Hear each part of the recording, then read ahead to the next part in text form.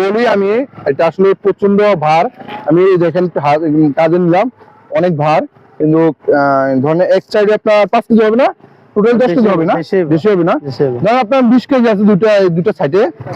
ওনারে 20 কেজি নিয়ে প্রত্যেকটা গ্রামে গ্রামে হাঁটে এবং বাড়ি বাড়ি যায়, ফেরি করে বিক্রি করে।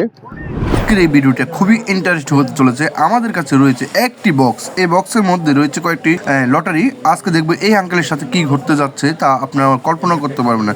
দয়া করে আমাদের এই ভিডিওটা একটু ভালো করে দেখতে থাকুন। আসসালামু আলাইকুম আঙ্কেল, ভালো আছেন? কি করেন আপনি? দেশের বাড়ি কোন জায়গা? ব্রাহ্মণবাড়িয়া, নাগরতানা। নার্সিং করতেন না? এখানে কোথায় থাকেন আপনি? লাকসাম থাকে। লাকসামে থাকেন। আপনার ফ্যামিলিতে কে কে আছে? আমার ফ্যামিলিতে মা বাপ আছে। আচ্ছা, কত টাকা বিক্রি করছেন আজকে পর্যন্ত?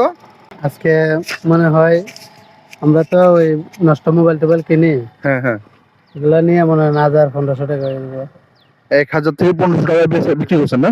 যে বিষয়টা আপনার সাথে এখন শেয়ার করতে আসছিলাম, আসলে মূলত হলো আমরা একটা কোম্পানি থেকে আসতে, বুঝছেন? সেটা হলো আপনার রাজু প্রমোশন থেকে, ঠিক আছে?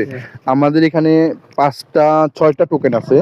তো আপনি কি আমাদের থেকে একটা টোকেন কিনতে পারবেন আজকে? টাকা আছে? কিনতে পারবো। হ্যাঁ, তো আজকে আপনার জন্য শুধু 100 টাকা। এতে আপনার ভাগ্যে কি আছে সেটা আমি জানি, হয়তো আপনি পাইতেও পারেন, নাও পাইতে পারেন। যদি আপনি পান তা তো আলহামদুলিল্লাহ। আপনি 100 টাকা দেন তো। বিসমিল্লাহ বলছি। উনি আমাদের থেকে একটা লটারি নিবে 100 টাকা দিয়ে। তো দেখি আজকে এই আঙ্কেলের ভাগ্যে কি আছে, লটারি আমাদের টান দেন। বিসমিল্লাহ। আপনি বলেন, হ্যাঁ বলেন, হ্যাঁ বলেন, দেখি কি পান। কত টাকা বলছেন জানতো? হ্যাঁ, উনি এদিকে আসো, উনি 500 টাকা পাইছে আমাদের থেকে। 100 টাকা দিয়ে একটা লটারি কিনে 500 টাকা পাইছে, 500 টাকা।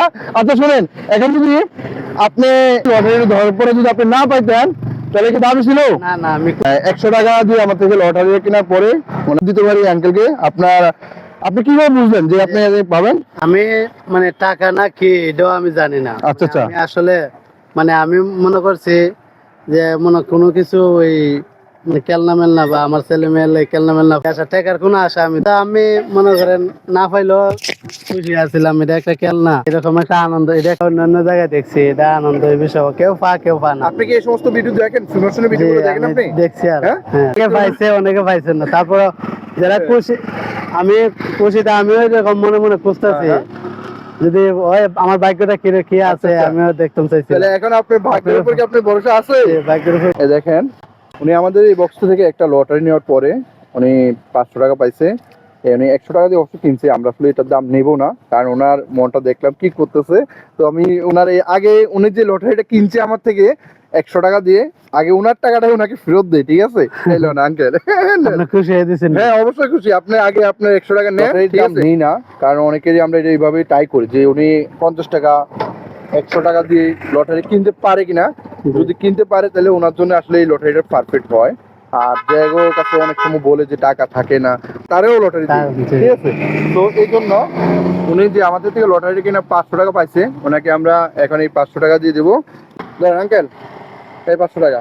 খুশি হয়ে দিয়েছেন? হ্যাঁ আলহামদুলিল্লাহ খুশি হয়ে গেছি। আপনি তো পাইছেন, আপনাকে তো দিতে হবে না? আপনি খুশি হয়ে দিলে আমি নেই, আমিও খুশি হয়ে নেব। হ্যাঁ আমি অবশ্যই খুশি। আমি তো আপনাদের মতো ঘুরে ফিরে কাজ কাম করে গেলে আমি আসলে মূলত কিন্তু আপনারা যে কাজটা করেন এটা অনেক পরিশ্রমের কাজ, ঠিক আছে? তো আপনি এই 500 টাকা নেন, টাকাটা হাতে নেন। হ্যাঁ বলেন এবার কিসে?